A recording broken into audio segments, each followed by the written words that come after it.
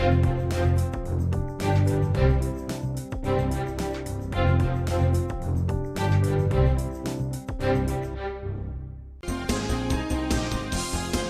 programa a seguir é livre para todos os públicos.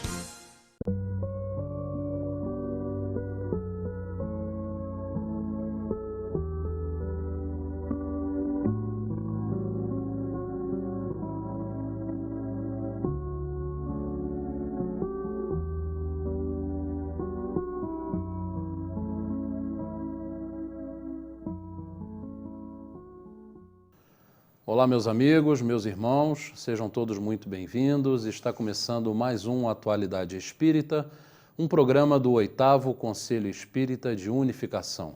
O objetivo deste programa é a divulgação da doutrina espírita em todos os seus aspectos. Como nós falamos na semana passada, nós estamos aqui no mês de setembro, né? E falando sobre o suicídio. O mês de setembro, ele é um mês de prevenção ao suicídio, um mês de valorização da vida.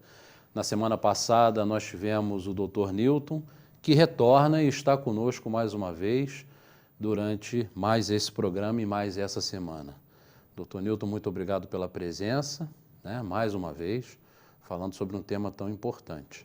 E hoje nós temos também a nossa irmã Nancy. Nós vamos fazer aqui um trio, né, para a gente poder debater um pouco mais profundamente esse tema, que tem assim um aspecto enorme, né? Tem muita informação, muita coisa importante. Eu queria antes pedir aqui licença a vocês para falar sobre um seminário que vai acontecer na Câmara Municipal de Nova Friburgo, Prevenindo o Suicídio, Valorizando a Vida, dia 5/10 e dia 6/10, é um sábado e um domingo. No dia 6, de 9 às 4 da tarde e no dia 6, de 9 a 1 da tarde. E lá nós vamos ter a Tânia Corrêa Ribeiro, o José Henrique Rubinho de Carvalho, que também participa conosco aqui todos os meses aqui no programa, José Carlos Leal, Hélio Ribeiro e inclusive o Dr. Newton também estará na Câmara Municipal no dia 6, que é um domingo, né, falando sobre o suicídio. Então vai ser no mês 10, no mês que vem, dia 5 e dia 6, a partir das 9 da manhã. E nós teremos também em outubro, entre os dias 5 e 13 de outubro, a exposição do Livro Espírita. Exposição e venda vai ser no Cadima Shopping, entre o dia 5 e o dia 13 de outubro. Bom, dados os recados, a gente pode aí, né, entrar no tema suicídio. Eu queria, em primeiro lugar, assim, a gente fazer assim uma geral, explanando, falando um pouco sobre o suicídio direto e o suicídio indireto ou inconsciente, involuntário, enfim, né, muita gente dá terminações em nomes diferentes, mas é a mesma coisa. Então, eu queria que a gente falasse um pouco sobre o que é o suicídio direto e o que é o suicídio indireto, que, segundo Emmanuel, né, a grande maioria dos espíritos que desencarnam hoje no planeta Terra chegam como não completistas, ou seja, espíritos que antecipam a sua ida, né, o seu retorno à pátria espiritual. Por isso, suicidas, né? É verdade. Isso é verdade.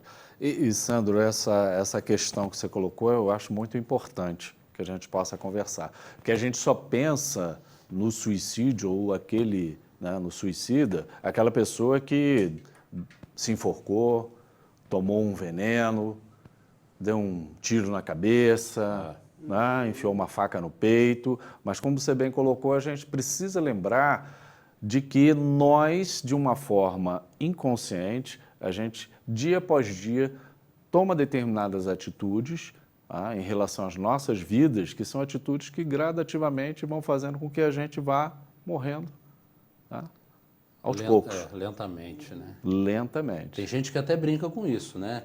Fala, não, eu não tenho pressa de morrer, principalmente quando a gente fala do cigarro. Ó, o cigarro mata, vai matando aos poucos. E a pessoa acha, às vezes, que é uma brincadeira, né? No entanto, vai ser... Então, Sandro, quando a pessoa também olha para essa vida como se ela fosse um momento único, né? Você tem que viver todos os prazeres da vida de uma forma intensa, Isso. né? E acabam prejudicando o seu corpo físico, né? Porque cometem excessos de todos os tipos e também o seu nível psicológico, porque a pessoa está sempre imaginando, fazendo planos, né? Ah, eu vou fazer isso daqui a 5 anos ou daqui a 10 anos, eu quero comprar tal coisa, eu quero ter tal coisa, e se esquece de viver o dia a dia, né? E essa questão que você colocou, eu acho muito importante. O nosso emocional, o nosso psicológico, o quanto os nossos sentimentos, né, a nossa ansiedade, a nossa angústia, as nossas melancolias, e aí evolui para uma das principais causas das pessoas cometerem suicídio, que na verdade é a depressão. A depressão. É a depressão, verdade, não é? Os nossos sentimentos influenciando uma decisão que vai vir adiante. O quanto a gente guarda de rancor, o quanto a gente guarda de mágoas, de ressentimentos em relação ao outro, e aí isso vai como uma chaga, né, corroendo a gente, né, por dentro, por dentro, por dentro. Isso é uma coisa muito destrutiva, né? Até aparecer no corpo físico, né? Sim, Uma pressão alta, um infarto decorrente de uma raiva, de um ódio, né? Isso é o acúmulo de todos esses sentimentos negativos, né? Então, o suicídio direto é aquele em que a pessoa dá um tiro na cabeça, se joga na frente de um carro, se enforca, e o indireto vem lentamente através da alimentação errada, bebida, sentimentos, não é isso? Mais até sentimentos, digamos assim, através do ódio, da Eu raiva. acredito sim, porque você vai alimentando aquilo, né? Com o passar do tempo, você vai alimentando determinada posição que aquilo influencia em tudo, no seu trabalho, na sua vida em família, e a pessoa vai, como o doutor Nilton falou, a depressão, né? Mas a pessoa vai ficando introspectiva, vai pensando que só ela é uma pessoa que tem problemas, né? Só ela é infeliz, os problemas são os maiores do mundo, e o que a gente percebe, estudos demonstram, é o seguinte: essas pessoas, elas não querem realmente tirar a vida, é diferente do suicida direto, que tem aquela intenção, às vezes movido por um ato de loucura ou qualquer coisa assim, e acaba com a vida. Mas o suicida indireto, ele não quer morrer, ele quer resolver o problema dele. Então ele acha que ele pode resolver assim, dessa forma, se isolando de tudo, não é? Você pode ver a pessoa depressiva, como é que ela é. Ela se isola de tudo. Não é? A gente estava até comentando sobre isso, né, Ela vai John? se isolando de tudo, ela acha que não, eu não consigo resolver meu problema, mas ela não é que ela quer se matar, porque se ela quisesse se matar, ela Cometeria o ato. né? Mas ela vai ficando cada vez mais fechada dentro da sua bolha, né? E querendo que as pessoas resolvam os seus problemas. Né? E é possível determinar quem tem essa tendência mais suicida? Vocês acham que existe essa possibilidade de você detectar se a pessoa tem ou não uma tendência suicida? Ou seria só o depressivo? Ou existe uma outra característica?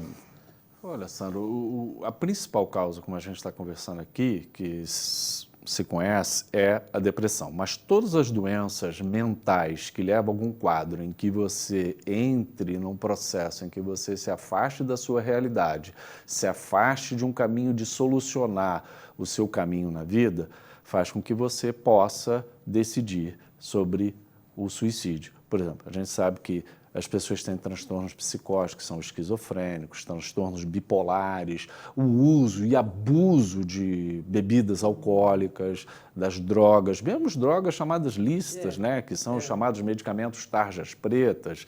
O excesso disso leva também a uma alteração cerebral. E aí a pessoa já não está bem, ela em excesso de substâncias, ela pode também caminhar para quê? Para uma depressão profunda e aí também para a escolha do suicídio.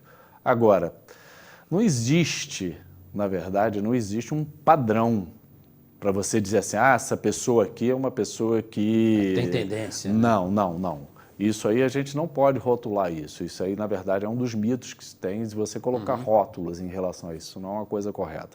A gente tem que pensar sempre que as pessoas que estão a caminho, em progressão de cometer o suicídio, essas pessoas, a gente tem que estar alerta à mudança do comportamento delas. Como você bem falou, a pessoa começa a entrar em depressão, ela começa a ter uma atitude de isolamento, de afastamento. Então, em relação ao adolescente, tem que ter atenção dentro de casa, o adolescente, não sei, tem que ter atenção. Se o pai ou a mãe começa a perceber que o comportamento do adolescente está mudando, ele era extrovertido, brincalhão, sentava, conversava, batia um papo com todo mundo, e de repente, ele agora entra dentro de casa, não conversa mais, se tranca dentro do quarto, não quer participar das atividades coletivas da família. Atenção.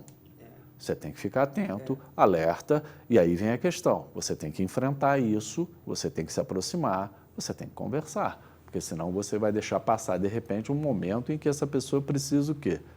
De uma ajuda. Né? E aí você não pode esquecer de estender a mão nesse momento, porque eu vejo que esse momento é importante de você falar, como nós estamos aqui falando. Tá? É importante que as famílias possam conversar também sobre essa alteração de comportamento de qualquer pessoa dentro de casa, seja da criança, do adolescente, do adulto ou do idoso. Não importa, né? Ontem eu ouvi até uma informação, te interrompi, Não. Que parece que aumentou em 30% o suicídio entre jovens, é isso? Sim. Pelo menos as estatísticas mostram isso, né? Mas no geral ele diminuiu, ele só aumentou entre os jovens. Não, ele não diminuiu, não. Não? Não houve uma queda em termos gerais do suicídio, não. Na verdade, ele vem crescendo. Essa é a grande preocupação atual dos países, é que é o crescimento dos casos de suicídio. Não vem diminuindo, não. Segundo a OMS, uma pessoa se suicida a cada 40 segundos no mundo, né? E a cada 30 segundos alguém tenta se suicidar. Mas se a gente levar isso para o lado histórico, nós vamos perceber que em todas as épocas esse fato ocorreu, né? Principalmente na Grécia, na Índia, na China, era muito comum. E que durante a Idade Média houve um recrudescimento porque a igreja proibia de que se desse a bênção. Ah, sim. Entendeu? Aquele que cometesse o suicídio. Então, ele não poderia ter uma missa de corpo presente, nem receber uma extremunção, uma bênção antes de ser enterrado. Mas, então, houve um recrudescimento. Aí, depois, com a Idade Moderna, tanto é que você vê que Kardec teve essa preocupação no Livro dos Espíritos, acho que são 12 ou 13 perguntas que ele faz, né, sobre o suicídio, porque na modernidade esse índice subiu de uma maneira assustadora. Então, a preocupação era grande, né, com o suicídio. E Kardec faz inúmeras perguntas e ele reforça, tanto na Gênese também, e Leon Denis também, depois da morte, fala sobre isso, do problema do ser destino da dor. Então, quer dizer, houve essa incidência maior. E a gente vê que, com a modernidade, isso foi tomando uma proporção cada vez maior. E hoje em dia, com essa falta de diálogo que a gente percebe, principalmente entre os jovens e as suas famílias, porque existe uma falta de tempo, né, vamos colocar entre aspas, muito grande, e às vezes quando se percebe a situação já não tem mais. Você vê o caso das meninas que procuram emagrecer a qualquer custo, né? E que às vezes tem todo o apoio dos pais para que se projetem nas passarelas e sem que aquilo tome um caminho diferente, né? Olha, você está para um caminho errado, não é por aí. E o engraçado é que a falta de atenção dentro de casa, né? Não é a atenção aos sinais, aquilo que o doutor Newton estava falando, né? A mudança de comportamento. A gente estava até comentando antes um caso aqui que o senhor está atendendo no consultório, né? Não vamos citar, mas é questão de observação. né? A pessoa convive com você. Se você vê uma mudança de hábito, uma mudança muito radical no comportamento, né? Quer dizer, você vai achar que a pessoa está louca, né? É necessário essa investigação, né? E é uma coisa que, às vezes, o pouco tempo que resta para as famílias estão no celular. Isso eu observo demais. Eu tive a oportunidade de assistir uma entrevista da mãe de uma bailarina que foi para os Estados Unidos e que lá ela não se encontrou. Ela tentou se encaixar uma escola de balé, mas ela não conseguiu. E a mãe percebia que quando ela ligava para ela estava muito triste, assim, queria conversar pouco e tal. E a mãe dizia assim, não, minha filha, você vai conseguir, você tem capacidade e tal, mas nunca tentou, porque para perceber que ela realmente estava sem perspectiva, né? E, de repente, um dia ela recebe um telefonema que a filha tinha se suicidado no banheiro. Quer dizer, então ela via que tinha alguma coisa errada. Mas aquele negócio, mas não é, imagina, minha filha vai ser incapaz de fazer uma coisa dessa. Né? E a gente não tem essa capacidade de saber o que o outro vai fazer ou não. É como você disse, às vezes a pessoa está sorrindo e leva uma vida tranquila, e diz, nossa, essa pessoa está de bem com a vida. E ela simplesmente resolve terminar com tudo. Não tem um sinal, né, doutor? O Sandro, tem sinal, sim. A questão é que a gente precisa estar atento, como a Nancy falou. Por exemplo, essa mãe que ela está descrevendo, a filha já estava passando os sinais para ela, que era uma tristeza, que era uma profunda infelicidade com o que estava acontecendo. Só que a mãe, dentro dela provavelmente, não acreditou que a filha fosse capaz disso. Primeiro ponto. Segundo, pai e mãe também têm aquela fantasia de dentro, não, meu filho nunca vai fazer uma coisa dessa. Não, meu filho é forte, meu filho é destemido, meu filho é corajoso, enfrenta tudo, está lá fora, vai fazer. Não é assim. A gente precisa entender que nós somos seres imperfeitos, frágeis. Nós temos uma série de questões a serem resolvidas. E essa nossa fragilidade, ela é muito instável. Ela joga a gente para um lado, depois joga para o outro. E a gente está sempre precisando, né, dessa corrente de auxílio de um para o outro. É isso que a gente tem que estar atento. De repente, a mãe, se ela sinalizasse mais, ela diz, não, peraí, tem alguma coisa errada. Como é que você está? Você não está bem. Não estou bem, mãe. Não estou bem. Então volta. Vem para cá. Deixa isso aí. Não estimular para que ela continuasse. Isso, né? porque senão você estimula uma coisa que não é verdadeira. Entende? Não, consegue sim, vai em frente. Não, peraí, já não deu mais. Aí o que acontece? Provavelmente ela não se sentiu... se ela retornasse, ela poderia decepcionar a mãe. E entre decepcionar a mãe e cometer o suicídio, ela optou em cometer o suicídio. Entendeu? E uma coisa importante que a gente precisa entender é que, muitas vezes, aquele que quer cometer o suicídio, ele acha que, se ele for embora, ele vai tirar um peso para aqueles que vão ficar. Tipo assim, é um alívio. Eu vou acabar com a minha vida, meu filho. Como não? De maneira nenhuma. É o que eu falo, gente, você vai deixar, na verdade, mais dor, mais angústia, mais sofrimento. Uma mãe que parte e deixa seu filho, sua filha, uma família, essa família não compreende que amor é esse de uma mãe que parte e deixa seus filhos aqui. Eles sofrem muito. Então, eu sempre falo, reflete um pouco sobre isso antes de tomar uma decisão. Pensa um pouco mais sobre isso. Porque, na verdade, aqueles que ficam sentem muita dor pela ausência daquele que partiu. Então, vamos pensar sobre isso, vamos refletir, vamos criar um caminho alternativo de vida, de saúde, de construção de um bem-estar melhor. Está difícil? Está difícil, não é simples viver nesse mundo, mas é um mundo que a gente está aí para construir uma nova realidade para a gente, né? Espiritualmente falando, né? Nesse sentido todo. Né? Por isso que é tão importante falar sobre o suicídio, conversar. Né? Sim, Sandro. Isso aí é uma coisa. Sandro, olha só, pensar em deixar de existir, pensar em não viver, passa na cabeça de todo ser humano.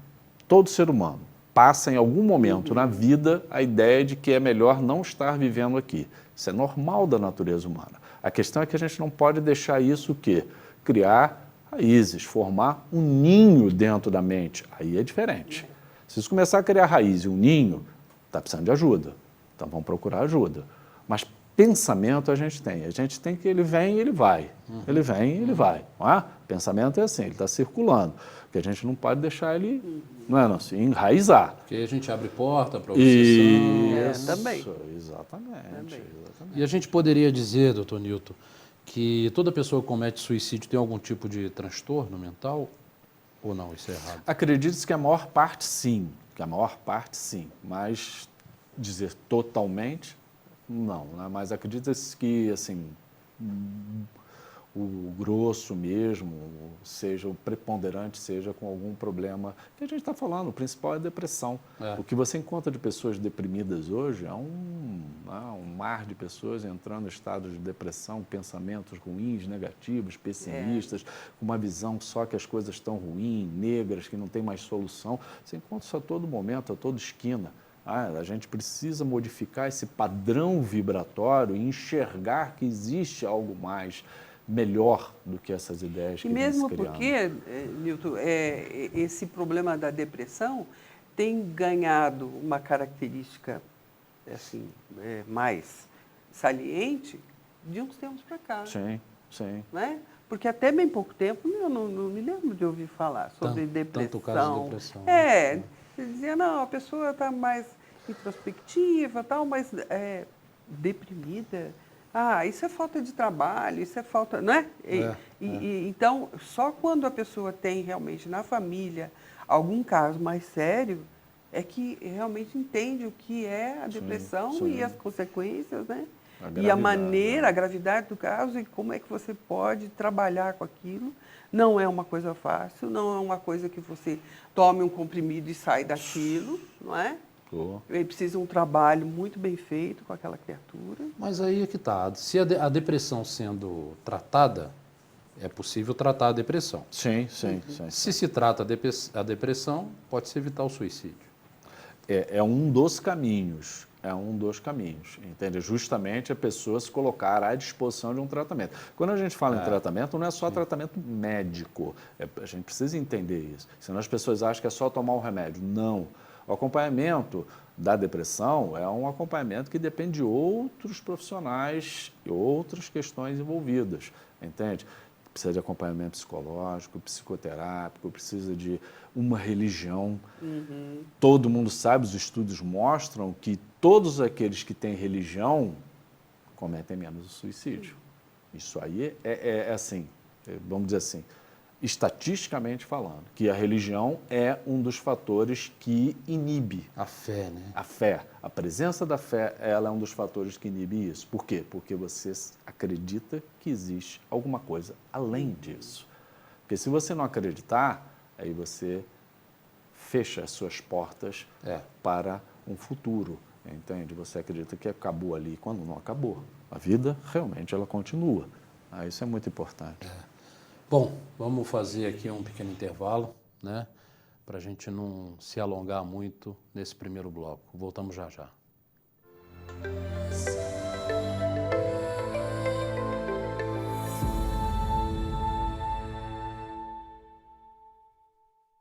Acesse tvzoom.com.br e fique por dentro das principais notícias de Nova Friburgo.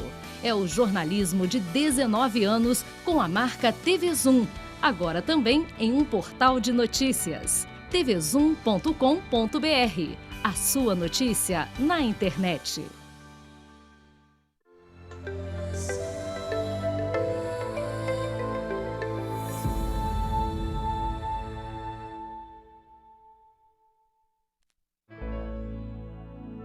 Espíritas, amai-vos, eis o primeiro ensinamento. Instruí-vos, eis o segundo. Bom, meus irmãos, estamos de volta com a Nancy e o Dr. Newton Vieira falando sobre o suicídio. Esse tema tão importante que nós estamos aqui tratando neste mês de setembro, Setembro Amarelo. Bom, eu queria saber agora o seguinte: o que fazer se uma pessoa ameaça se suicidar? como é que a gente age, né? Qual é a decisão que a gente tem que tomar, se a gente tem que ligar para alguém ou se a gente tem que ir lá e conversar com essa pessoa, né? Porque isso ocorre de surpresa, né? Já aconteceu comigo uma vez e é difícil, né? É uma situação extremamente complicada, né? Sandro, a primeira questão que a gente tem que se colocar é o seguinte, é ouvir. Tá? Se você está diante de uma pessoa que ela ameaça cometer o suicídio, é ouvir. É o que o CVV faz, o Centro de Valorização da Vida. Qual o trabalho deles, basicamente? É um trabalho de ouvir. Eles não estão ali para dar conselho, eles não estão ali para dar um caminho para a sua vida, eles não estão para isso. Tanto que o CVV, você estudando, você ouvindo palestras, ou você conversando com pessoas que têm acesso ao CVV e tudo mais, você vai ver que tem consulta, tem telefonemas deles que demoram 1 hora, 2 horas, 3 horas. Por quê? Além de muitas vezes eles estarem conversando, tem vezes que a pessoa fica em silêncio. E a pessoa que está do outro lado no CVV, ela permanece em silêncio, mas atenta ao momento em que o outro vai querer falar. Tal a importância, o respeito de você o quê? Ouvir. Saber ouvir. Saber ouvir. Por isso que não precisa necessariamente, nesse momento, você ter nenhuma especialização, ser psicólogo, médico, psiquiatra, terapeuta, psicanalítico, nada disso. Você precisa ser uma pessoa com o coração aberto, disposto a ouvir o próximo. Acabou. Se houver essa empatia, é o primeiro movimento. Aí você já fez o quê? Uma sintonia com aquela pessoa. Você se abriu para ouvir a dor. E aí ela vai fazer o quê? Uma catarse, para que ela possa colocar para fora aquela dor, o que está movendo ela para cometer o suicídio, o que aconteceu, foi uma decepção amorosa, foi uma perda, foi isso, foi aquilo. Você vai estar ali diante daquela pessoa. Nilton, mas eu não sei depois o que eu vou fazer. O depois é que você vai pedir uma ajuda especializada para um acompanhamento, seja médico, psiquiátrico, psicanalítico, psicoterapêutico. Aí você vai pedir ajuda e vai estar ao lado daquela pessoa, se ela precisar de você, para quê? Para você conduzir ela para esse tratamento. Mas o primeiro movimento é ouvir e acolher. Não é, Nancy? É fundamental. Você tem que acolher a pessoa. Isso é que a gente faz no atendimento fraterno. Eu pensei no atendimento. Na casa espírita, quando nós recebemos alguém que está assim, muito desesperado, às vezes a gente não abre a boca. Não é? E ela sai de lá e diz assim, olha, você não sabe como eu estou aliviada. Por quê? Você me ajudou. Como você me ajudou, exatamente. Porque você põe para fora tudo aquilo que está te doendo, te magoando, né? E isso é muito importante. E às vezes também existem pessoas que mesmo estando numa situação assim, elas não têm coragem de se abrir. Então elas precisam sentir segurança naquele que está ouvindo, né? E esse pessoal do CVV, eles são treinados, eles trabalham para isso mesmo. Então é uma pessoa de fora. Por quê? O que a gente percebe? Isso também eu ouvi numa palestra. Que normalmente a pessoa que tem um problema, ela tem vergonha de contar para alguém da família, ou ela não quer preocupar aquela pessoa da família, ela acha que não tem condição de estar preocupando um pai, uma mãe. E como é que as pessoas vão rotulá-la, né, se ela disser que está com problema? Exato. Então, nesse mundo que nós vivemos hoje em dia, dessas mídias sociais, que é um mundo de fantasia, onde está todo mundo sempre sorrindo, feliz, em viagens e tal. Quer dizer, você tem uma necessidade de se colocar daquela maneira. Exatamente. Né? Então, tudo isso é um complicador muito grande. Talvez por isso aumente tanto o suicídio entre os jovens, né? Sim. Porque os jovens são os que mais acessam redes sociais, que vivem mais dentro disso aí, né? Imagem, né? Fisionomia, roupa, vida feliz, né? É o que se vê, né? E mais sentam um vazio, né, Sandro? E mais sentam esse vazio dessa coisa que não tem um conteúdo. Você não tem um conteúdo. Você se sente vazio ali dentro. Apesar de você ter 1.000 seguidores, 2.000, 1 milhão, você está só. E aí essa solidão, ela dói. Aí quando você falou No fundo, o suicida, na verdade, ele não quer se matar. O que ele quer no fundo? Ele quer acabar com aquela dor, porque aquilo dói muito. A sensação de solidão, de estar só, é muito ruim. É isso que a pessoa quer acabar dentro dela. Então, o que a gente precisa criar? É justamente um caminho para que você possa vivenciar todo o potencial que você tem dentro de você, a beleza que existe dentro de cada um de nós. É isso que a gente precisa ter um canal para você caminhar nesse sentido aí. E isso é que às vezes é difícil a pessoa entender, né? Porque o suicida, ele não quer acabar com a vida. Não. Né? Ele quer acabar com a dor que ele Isso. sente. Sim. E é uma dor moral, né? Sim. Só que tão intensa e tão grande que eu não sei como é, mas deve ser pior do que uma dor física, né? Sim. É uma coisa... Eles mesmos relatam, né? Nós temos relatos no Céu e Inferno, no Livro Sim. dos Espíritos, onde eles dizem que se sentem totalmente decepcionados porque não aconteceu nada daquilo que eles imaginavam que pudesse Exatamente. acontecer. Né? Isso. O problema só se agravou, só aumentou, eles continuam se sentindo vivos e é aquele tormento muito grande a sensação daquele último momento que permanece. Né? A grande maioria afirma isso. E também nas reuniões mediúnicas, quando eles vêm e relatam a sua condição, exatamente dessa forma. Né? É um desapontamento muito grande, porque era uma coisa que eles imaginavam que pudesse resolver um problema e não. E o problema foi agravado. Foi agravado. Foi. Não é? E com questão à prevenção, não é possível se livrar de um pensamento suicida só através só através do tratamento?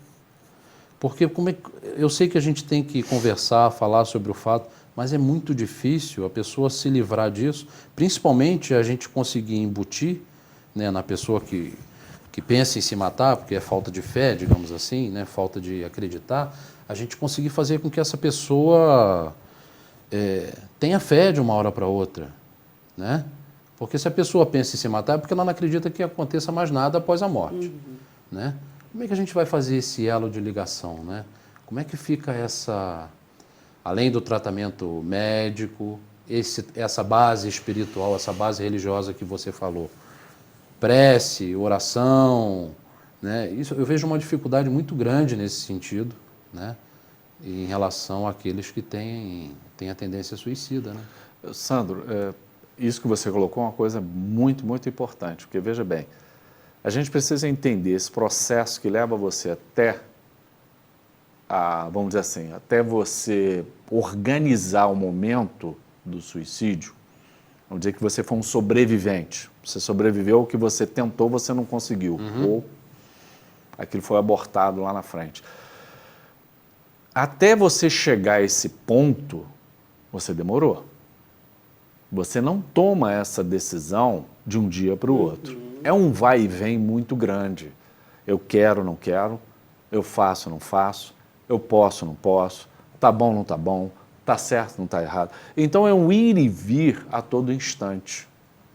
Por isso que, por exemplo, se fala em uma série de medidas que as pessoas dizem assim, mas isso aí não vai resolver. Não resolve, mas muitas vezes dá uma travada num momento importante. Quer ver uma coisa? Por exemplo, alguns países como o Japão têm uma alta taxa de suicídio. E lá eles já fazem um trabalho, não só no Japão como em outros, uma arquitetura defensiva. O que significa uma arquitetura defensiva? Todos os lugares possíveis que você possa ter pessoas que vão cometer o suicídio, você impede. Pontes, né? Você bota telas, você bota grades, você bota redes para proteger. Para que quando a pessoa chega ali, ela encontre uma dificuldade, tem muitos que dizem assim, não é para eu fazer isso agora. Não era o momento para eu fazer. De repente, isso pode ser um sinal. Isso ajuda a pessoa a voltar atrás. Newton, não resolve, mas dá uma bloqueada e realmente, estatisticamente, eles conseguiram diminuir. Eles diminuíram. O Japão já avançou muito, porque o Japão hoje já faz um trabalho de prevenção em escolas. Ele já pega as crianças desde pequeno, em vários lugares lá, e ele já trabalha a criança na escola para prevenção. Mas eles não falam sobre suicídio. Eles falam sobre os sentimentos. Se você estiver triste, se você estiver ansioso, se você estiver angustiado, procura falar com seu amigo, procura falar com fulano, ciclano, conversa, bate um papo, vamos lá. Eles têm aulas, eles têm um debate, eles têm conversa sobre isso. Para quê? Para que a sua tristeza, a sua frustração, o seu amor que você, né, lá na adolescência, você se frustrou, que você não recebeu, você não transforma logo naquilo numa atitude que você quer eliminar a vida. Você entenda que se frustrar e se decepcionar faz parte da nossa vida. Nós vamos ter muitas frustrações, muitos fracassos, e que a gente precisa lidar com isso. Isso não significa que você vai ter que cometer o suicídio, porque você teve um fracasso. É essa elaboração que vem lá de trás.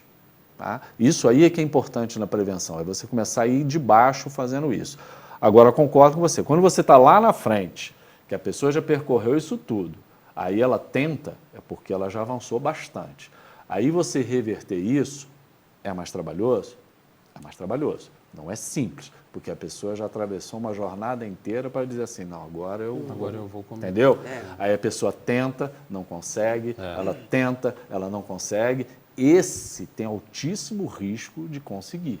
Então, essa pessoa vai ter que ficar mais sob vigilância, controle, e é mais demorado. Óbvio, é impossível de maneira nenhuma, e a gente tem que trabalhar com essas pessoas. Mas, mais ainda, nós temos que fazer essa prevenção lá de trás, né? Com a criança, com o adolescente, com a família, conversando, falando sobre a tristeza, dividindo os sentimentos, entendendo que a criança pode se frustrar, pode se decepcionar, que ela não vai ter tudo o que ela quer toda hora, que ela não vai ter todo o brinquedo, toda a roupa, toda a viagem, todo o celular, que ela precisa entender que tem um limite para isso. Ela vai ter que aprender ao quê? Que existem limites na vida, que ela não vai ter tudo. Aí ela vai lidar melhor. Mas foi o que você falou, a internet, aparece o quê a todo momento?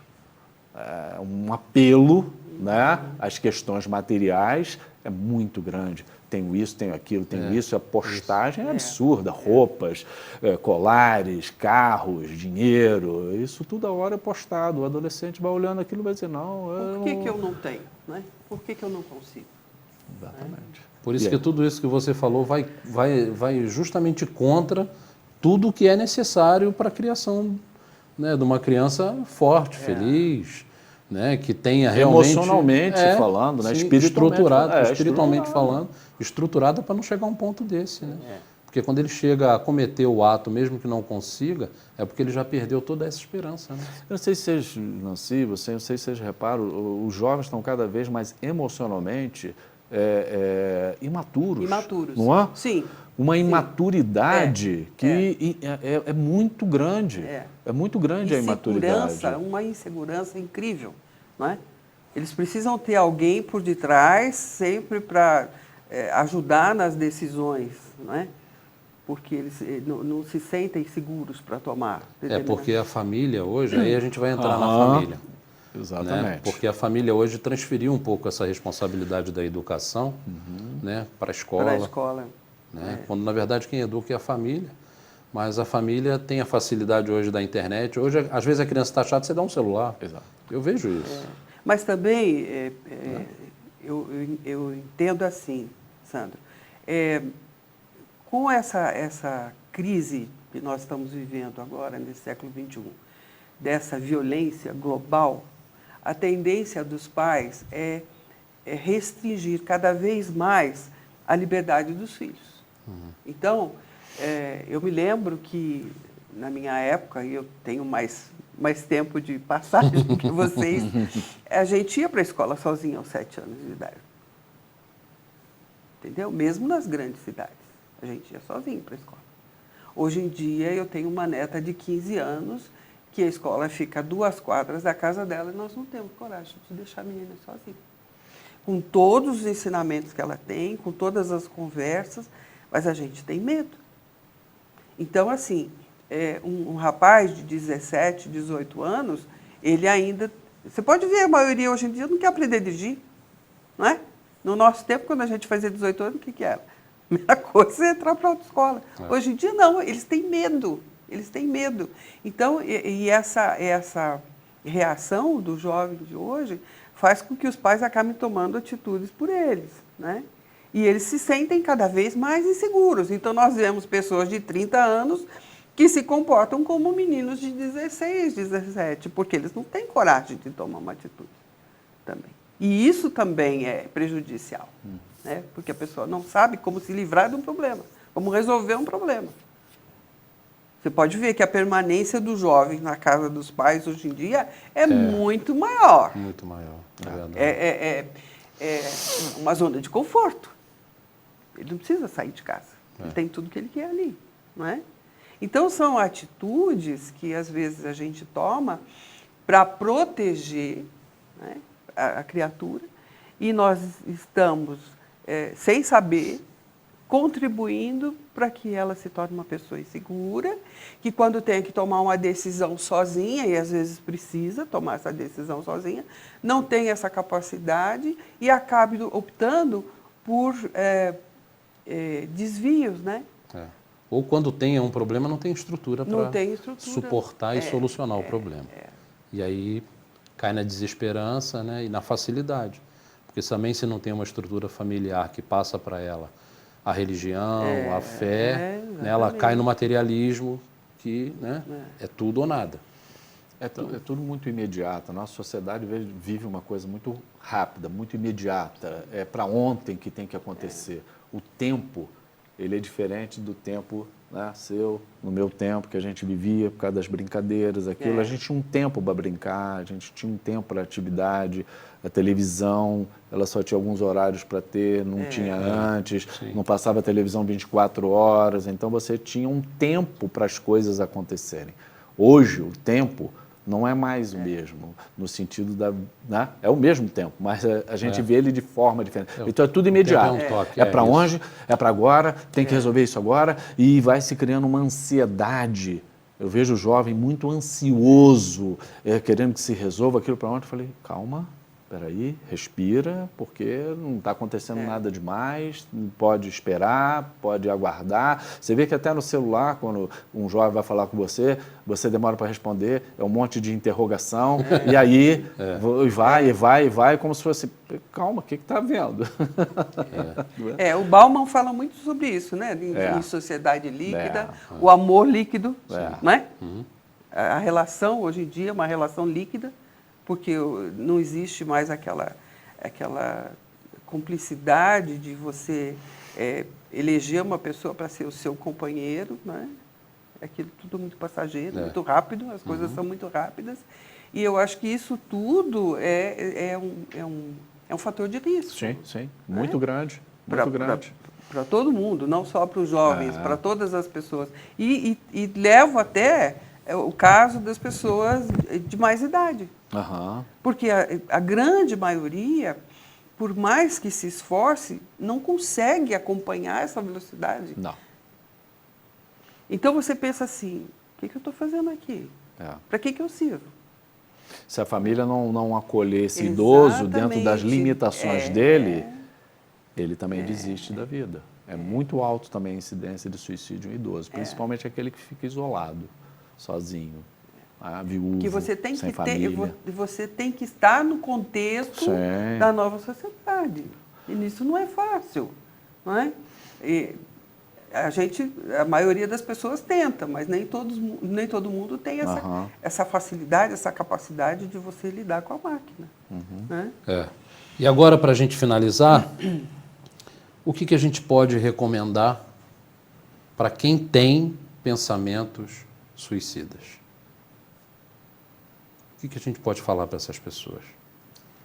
Olha, Sandro, eu acho que a gente já fechou o assunto quando o Dr. Newton falou que a principal coisa é acolher. Né? Acolher e no sentido da pessoa se sentir protegida. Né? Tem alguém olhando por mim. Tem alguém com quem eu possa. Ela tem que sentir essa segurança. É a primeira coisa. Né? E recorrer, quando os casos são mais graves, à ajuda profissional, principalmente do CVV, que ele já tem toda uma infraestrutura para isso. Mas, como foi debatido aqui, um dos alicerces, né, uma das coisas muito importantes que nós devemos sempre ter em consideração é a questão da religião. seja ela qual for. Nós somos espíritas, acreditamos na reencarnação, acreditamos que esta vida é necessária, né? Mas todas as religiões, nenhuma religião prega isso, né? Uma religião séria, ela não vai pregar isso. Então, é preciso que se tenha essa âncora, esse respaldo, para que você saiba que as lutas são frequentes, acontecem com você, comigo, com todo mundo, só que cada um reage de uma forma. Sim. Então, aquele que mais sofre é aquele que não está preparado para reagir. Uhum. Eu vejo dessa forma. E essa questão não se colocou muito bem, a questão da gente poder ouvir, mas é ouvir mesmo. Ouvir não com os ouvidos, mas com o coração. Porque essa é que é a grande diferença. É quando a gente está perto do outro, se a gente está ou se a gente não está. Porque às vezes a gente está aqui do lado do outro, a pessoa está ali do lado do outro, está falando, mas você está em outro lugar. Você está com o seu corpo, mas a sua mente está em outro lugar. A pessoa que está sofrendo, ela percebe isso. Ela tem que sentir que existe um outro ser humano do lado que realmente se preocupa com ela, que está interessado na dor dela, no sofrimento. Se houver essa empatia, está resolvido. Porque ela faz uma ligação com você e aí você vai caminhar. Aí é atitude o quê? Fraterna, de amor, esse amor fraterno. Ou seja, aí você vai acolher essa pessoa e você pode não ser um profissional, mas você vai conduzi-la de uma forma melhor possível dentro disso daí. Então, isso que ela falou, eu acho que é importante, muito importante. E a família, como você tinha colocado antes, é um núcleo fundamental. A família precisa repensar, a família precisa estar conversando sobre o que está acontecendo dentro de casa. O evangelho no lar, como a gente sabe, é fundamental, é um momento de reunião, de conversa, de exposição, de leitura de uma página do Cristo, mas, ao mesmo tempo, esse momento coletivo de união. Por isso tão importante aquilo, que a partir dali você pode identificar alguma coisa que esteja acontecendo dentro da família, né? E aí propor soluções também para aquilo. Muito bem, chegamos ao fim. Rápido, né? Eu acho que hoje nós falamos aqui bastante sobre o tema, temos aí muitas informações para as nossas reflexões. E se em algum momento da sua vida, em algum momento da sua trajetória, algum pensamento desse tipo surgiu aí na sua mente, busque ajuda, busque conversar, busque dialogar, busque um profissional, busque um amigo, né? Como a Nancy colocou muito bem aqui, se você dentro de casa não se sente bem para falar, busque uma amizade, busque um médico, enfim. Valorize a vida, vale a pena viver. Muita paz e até a próxima semana.